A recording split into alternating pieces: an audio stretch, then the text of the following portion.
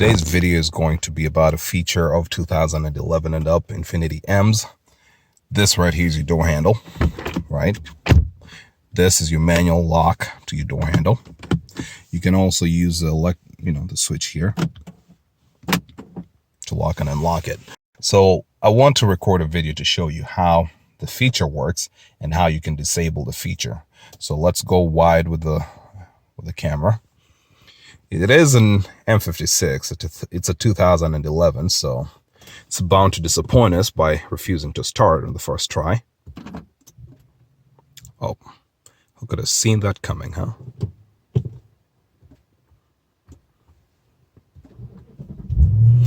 Okay, when it starts, everything is fine and dandy.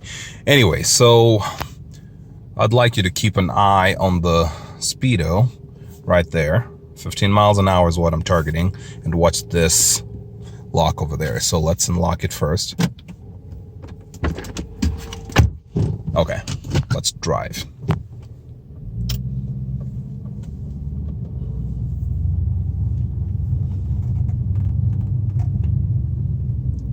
Slow down because I want you to be able to see the gauge. Okay, let's go.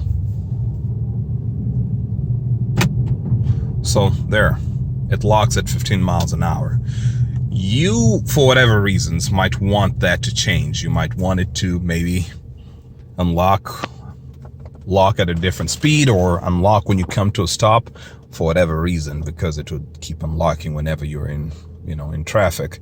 I personally would like it to change in that when I get to park, that they unlock. Sometimes it's just a matter of convenience, your passengers might want to unlock, and this fumble usually happens. They're like, well, why are you locking me in? Let me get out, and I'm like, hey, you can actually do it on your own door, right? But it's a convenience issue at this point, really. This is how you disable that feature. Okay, so turn it off. Okay, everything's off, right? And what you do is come to the car, turn this to the second position. This one here, where everything turns on. Within 20 seconds, hold the lock button down. Watch the gauge cluster. Okay, so you saw that flash once, right? That means that the feature has been disabled. So let's start the car and see what happens. Oh, great. This car.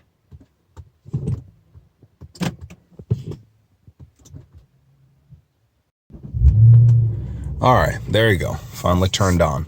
So what we're going to do is test this car, see if anything has changed, in that I can drive it to 15 miles an hour or beyond, and the door does not lock, right? So keep an eye on this part right here.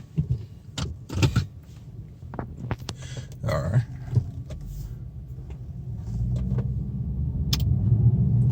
Let's aim for 20.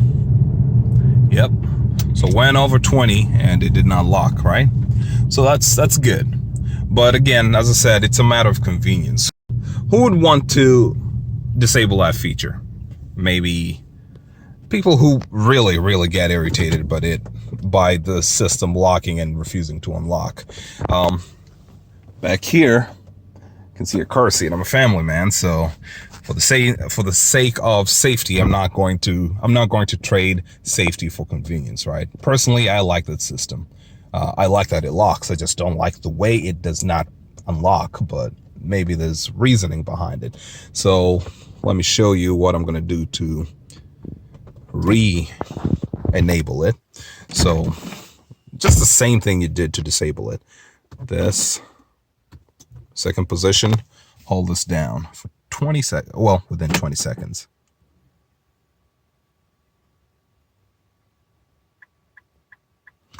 When the hazards flash twice, that means that you have enabled the system again. So that's, let's test it, and oh, great. Trust me, guys, the car usually doesn't give me this much trouble.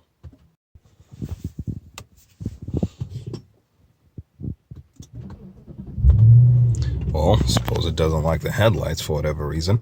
All right, so when we test it again, this time, it should lock when it gets to 15 miles an hour. It should. There you go. So personally, for the sake of safety, I'll leave the system on. I just wanted to make this video to give people an option, for people who would like to disable it. That's how you do it. I'm doing this because I talked to a dealership some time back, and I asked them how to disable it, say using Consult or whatever system, just to change the settings in a way. And they did not seem to have an idea what I was talking about. I mean, it seems like they could hear me, but they wanted to talk about how to change the honking and not, the beep during lock. And I was like, no, that's not what I want. I just want to change the way it behaves, the lock at speed. And the service department tossed me to the parts department. The parts department sent me back, and I talked to a salesman who can sell cars, let's put it like that, but he is not me when it comes to understanding Infiniti M's and Infiniti Q70s. Yeah, I know that's a cocky statement, but sometimes you just go to somebody when you need a very, very specific kind of assistance, right? So I just wanted to put this out there.